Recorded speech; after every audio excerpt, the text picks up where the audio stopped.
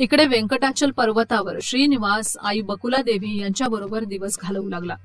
एके दिवशी श्रीनिवासाला शिकार खेळण्यासाठी जावंसं वाटलं. श्रीनिवासानं बकुला देवी जवळ येऊन आपली इच्छा सांगितली.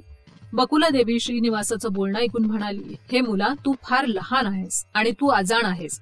अरण्यात भयंकर जंगली जनावरं राहतात. त्या क्रूर जनावराला पाहून मलाच भीती वाटते. तू ही इच्छा सोडून दे. बकुला देवीनं कितीही समजावून सांगितलं तरी श्रीनिवासानं मात्र तिचं ऐकलं नाही. शेवटी बकुला देवीनं श्रीनिवासाला आशीर्वाद देऊन आज्ञा दिली. श्रीनिवासानं शिकारीचा वेश धारण करून धनुष्य बाण घेऊन व्यंकटाचल पर्वताच्या अरण्यात प्रवेश केला. अरण्यात जाऊन श्रीनिवासानं आपल्या धनुष्य बाणाचा प्रयोग केला. त्या बाणाच्या योगानं आकाशात वीज चमकू लागली. त्या आवाजानं सारं जंगल हादरून गेलं. त्यामुळे जंगलातले वाघ, सिंह, हरिण अशी जनावरं भयभीत होऊन सैरावैरा पळू लागली. जनावरांचं हे सैरावैरा पळणं पाहून श्रीनिवासानं आपल्या धनुष्य बाणानं एका मृगाला टिपलं. जंगलात एकच हाहाकार उडाला. अनेक जनावरं यावेळी प्राणास मुकली. इतक्यात एक मदमस्त हत्ती ओरडत पळू लागला. श्रीनिवासानं त्या आवाजाच्या दिशेनं हत्तीचा पाठलाग सुरू केला. हत्ती श्रीनिवासाला पाहून आणखीनच जोरात पळू लागला. श्रीनिवासाला हत्तीचा पाठलाग करणं शक्य झालं नाही. तेव्हा श्रीनिवासानं ब्रह्मदेवाचं ध्यान केलं. ब्रह्मदेवानं श्रीनिवासाचा हेतू ओळखून आपल्या शक्तीनं श्वेतवर्णाचा घोडा उत्पन्न केला. त्या घोड्यावर बसून श्रीनिवासानं हत्तीचा पाठलाग केला.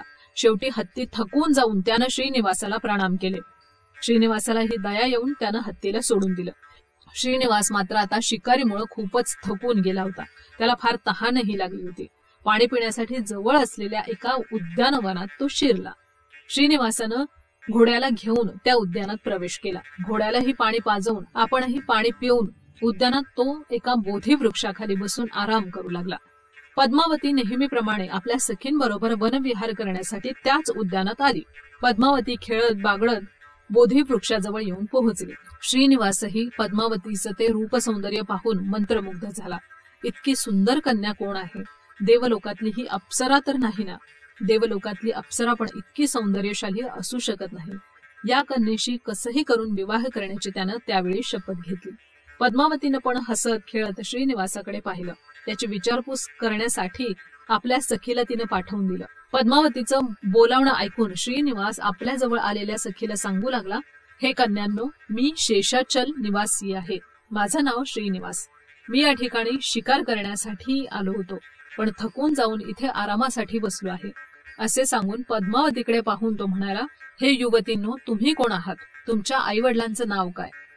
श्रीनिवासाच्या या प्रश्नाला पाहून पद्मावती म्हणाली, आर्या, माझ्या आईवडिलांचं नाव धरणी देवी आणि आकाशराजा आहे. माझं नाव पद्मावती आहे. आपल्यासारख्या परपुरुषास या उद्यानात यायला मनाई आहे. आपण येथून चालते व्हा. पद्मावतीचं हे असं बोलणं ऐकून श्रीनिवास पद्मावतीला म्हणाला, हे सुकुमारी, तुझ्या या रूपसौंदर्याला पाहून मी मोहित झालो. माझं मन तुझ्यावर बसलेलं आहे. तुझ्याशिवाय मी जगू शकत नाही. तुला सोडून जायला माझं मन धजावत नाही. तू माझ्याशी विवाह करशील? श्रीनिवासाचं हे बोलणं ऐकून पद्मावती क्रोधानं म्हणाली, अरे मूर्खा, तू तर जंगलात शिकार करायला भटकणार आहेस. एका सामान्य शिकाऱ्याबरोबर मी विवाह कसा करू? ही वार्ता जर माझ्या वडिलांना समजली तर ते तुला जिवंत सोडणार नाहीत. पद्मावतीचं हे बोलणं ऐकून श्रीनिवास म्हणाला, कुमारी, तुझं म्हणणं खरंच आहे, पण प्रेमाला उच्च नीच असा भेदभाव नाही. तू माझ्या प्रेमाचा स्वीकार कर. मी तुझ्याशी विवाह करतो. श्रीनिवासाचं असं बोलणं ऐकून पद्मावती आणखीनच जास्त क्रोधित झाली. आपल्या सखींना इशारा करून दगडानं श्रीनिवासाला मारायला सांगितलं. दगडानं मारल्यानं श्रीनिवासाचा घोडा तिथंच पडला आणि श्रीनिवास मात्र जखमी होऊन पद्मावतीकडे पाहत तिथून चालता झाला. श्रीनिवास जखमी होऊन आपल्या कटुराजवळ आला. श्रीनिवासाच्या अंगावर जखमा पाहून बकुला देवी भयभीत झाली आणि श्रीनिवासाला तिनं विचारलं, हे मुला, ही जखम तुला कशामुळे झाली? मी तुला अगोदरच सांगितलं होतं की शिकार करण्यासाठी तू जाऊ नकोस. आता बघ तुझी कशी दुर्दशा झाली. बकुळा देवीच्या या दीनावस्थेला पाहून श्रीनिवास हसत म्हणाला, आई, ही जखम शिकार करताना झाली नाही. उद्यानवनात घडलेली घटना त्यानं आपल्या आईला सविस्तरपणे सांगितली. श्रीनिवासाचं बोलणं ऐकून बकुला देवी घाबरून म्हणाल्या, मुला, कुठं राजकुमारी आणि कुठे आपण? हा संबंध तरी कसा शक्य होईल? तू तर गरीबच आहेस आणि ती तर संपन्न राजकुमारी. तुम्हा दोघांमध्ये जमीन आसमानाचा फरक आहे. माझं सांगणं ऐकून तू त्या विवाहाची आशा सोडून दे. आकाशराजाला ही गोष्ट समजल्यास तो आपल्याला जिवंत सोडणार नाही. त्यावेळी श्रीनिवासानं बकुला देवीचं ते म्हणणं ऐकून तिला द्वापार युगात श्रीरामचंद्राच्या अवतारात वेदवतीला दिलेलं वचन त्यावेळी सविस्तरपणे सांगितलं. पद्मावतीच्या सखींनी श्रीनिवासावर दगड मारल्यानंतर श्रीनिवासाची अवस्था पाहून तिला पश्चाताप वाटू लागला. पद्मावती आपल्या सखींबरोबर राजमहालात परतली. श्रीनिवासाला शिकारी रूपात पाहिल्यापासून पद्मावतीला श्रीनिवासाविषयी नितांत प्रेम वाटू लागलं. पद्मावती आता पहिल्यासारखी आनंदित दिसत नव्हती. नेहमी श्रीनिवासाच्या आठवणीत दिसायची. श्रीनिवासाच्या प्रेमात पडून अन्न पाणी पण तिनं सोडून दिलं. पद्मावतीला भीती वाटत होती की आपली इच्छा सांगितल्यानंतर श्रीनिवासाबरोबर आपला विवाह ते करतील की नाही असं समजून आपल्या मनातली गोष्ट ती आई वडिलांनाही सांगत नव्हती. या चिंतेमुळेच पद्मावती दिवसेंदिवस अशक्त होऊ लागली. नेहमी विचारात मग्न असू लागली. अशा प्रकारे वेदनेमुळे पद्मावती एके दिवशी आजारी पडली. पद्मावतीची ही अवस्था पाहून आकाशराजानं राजवैद्यांना बोलावून चिकित्सा करायला सांगितली. भूतवैद्याकडून ताईतही बांधवला. पद्मावतीच्या नावानं मंदिरात पूजा अर्चा चालू होती. तरी पण पद्मावतीचं आरोग्य मात्र सुधारलं नाहीच, उलट ते जास्त बिघडू लागलं. तरीही आपल्या मनातली गोष्ट ती आई वडिलांना सांगत नव्हती. श्रीनिवासानं बकुला देवीला पद्मावतीचा पूर्व वृत्तांत सांगितल्यानंतर मात्र बकुला देवी आनंदित झाली. इकडे श्रीनिवासाची अवस्था पद्मावती सारखीच होऊ लागली होती. तो पण नेहमी पद्मावतीच्या प्रेमातच निमग्न असायचा.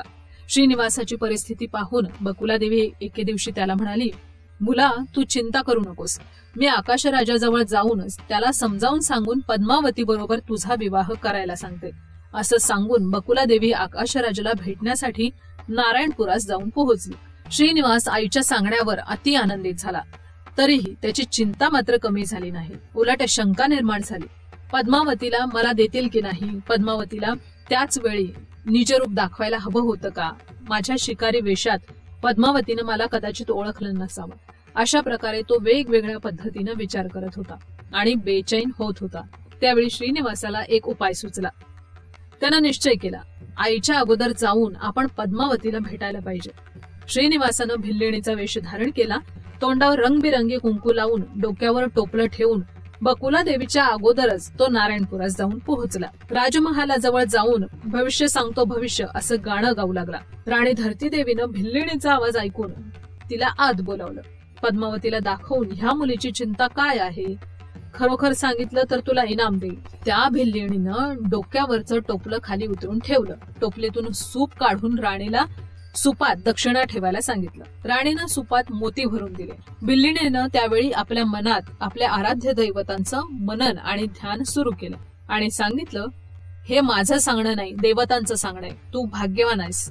नील मेघ श्यामास तू मन अर्पेलेलं आहेस. तो शिकारीच्या वेशात तुला भेटला. तू त्याला ओळखलं नाहीस. तो आपलं मन तुला देऊन निघून गेला. तू त्याच्या ध्यानात आहेस. तू चिंतित होऊ नकोस. तुम्हा दोघांचा विवाह कोणीच थांबवत नाही. तुमचं कल्याण होईल.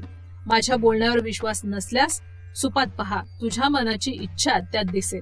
भिल्लिणीच्या सांगण्यावरून पद्मावतीनं त्यावेळी सुपात पाहिलं. तेव्हा उद्यानवनात शिकारी वेशात असलेला महापुरुष तिला दिसला.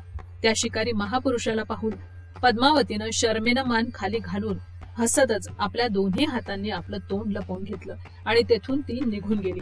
पद्मावतीचं हे हसणं पाहून धरणी देवीही आनंदित झाली.